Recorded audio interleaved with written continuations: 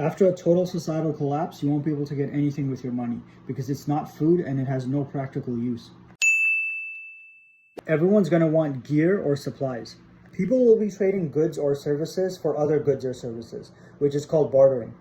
When thinking of stockpiling items for bartering, you have to look at what people use now on a daily basis while times are good, and you have to consider what people are going to need the most during a long-term emergency. First up is salt. People use it on a daily basis, and your body requires it as well. If you buy a big bag of salt for bartering, like one of those 20-pound bags, you'll have to take out the salt, put it in smaller individual Ziploc bags, and then distribute it that way.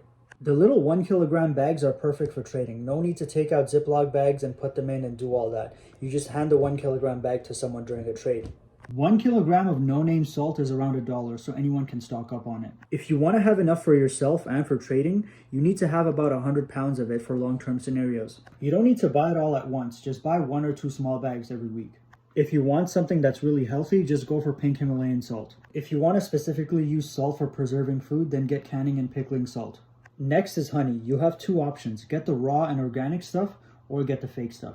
Fake honey, like the cheap little bottles you can get at any store for $5, are probably what I would be using just for bartering. Because it's cheap, people are used to it, and a lot of the times you can get them in little tiny bottles. Most people will probably just want it as a sweetener and for the taste. For myself, I'll get 1 source raw honey, which is expensive, but it has a lot of medicinal benefits. When anyone in my group gets sick, we'll need that honey. It can be useful for things like infections and stomach problems. I like buying raw honey in 3 kilogram containers. I usually buy them like every couple months. Batteries, AA or AAA. People will need them for things like radios, flashlights, lanterns, and other small electronic devices. People might need 9-volt batteries for portable carbon monoxide alarms because everyone is going to be using propane stoves and heaters, and some people will be using them indoors. People might want those little button batteries for their weapon optics, like those CR2032 batteries. Just buy this stuff when you go to Walmart this weekend for your groceries.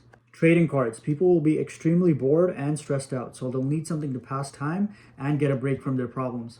You can get a pack of playing cards at the dollar store, but they'll be worth so much more after the collapse because not many people will have thought to stock up on them, unless they're really smart like you and watch my videos. Go and get 1 pack for yourself and get like 4 extra for bartering. Propane cylinders. Everyone's going to have a need for them for their propane stoves or propane heaters. A lot of you only have like 6 cylinders at home, and that's not enough for those long-term scenarios that we're talking about. Remember that when you're cooking, one of those cylinders will only last like 2.5 hours. You need to have enough for yourself and for trading, so get as many as possible. You can buy them in packs of 3 to get a better deal. And I don't know if it's just my local store, but I feel like the price keeps fluctuating every time I go to buy some. Oh, and every time I mention stockpiling propane cylinders, there's a smart guy in the comments who says you shouldn't stock up on them because they're eventually going to run out. I don't have crayons and a sketchbook to explain this to you, but that exact same thing could be said about food and water. It'll eventually run out, then you'll have to hunt and gather. Not like you're going to neglect stockpiling food and water because of that reason. The propane cylinders will temporarily keep you going until you figure out a long-term solution. Next is firewood. As far back as the beginning of markets and trade, the ability to get firewood was a service that people wanted. Most people knew how to gather firewood because it was a different time where people had real practical skills, but many people still decided to pay someone money to get firewood just because of the time and effort it took. So stockpile firewood and the correct tools you'll need to go and gather it. If you can effectively gather firewood, your service will be in demand long term and people will be willing to trade things for it. You can really underestimate the amount of firewood you actually need. Go on a couple of camping trips and you'll have an understanding of how much firewood it actually takes to keep warm and cook food.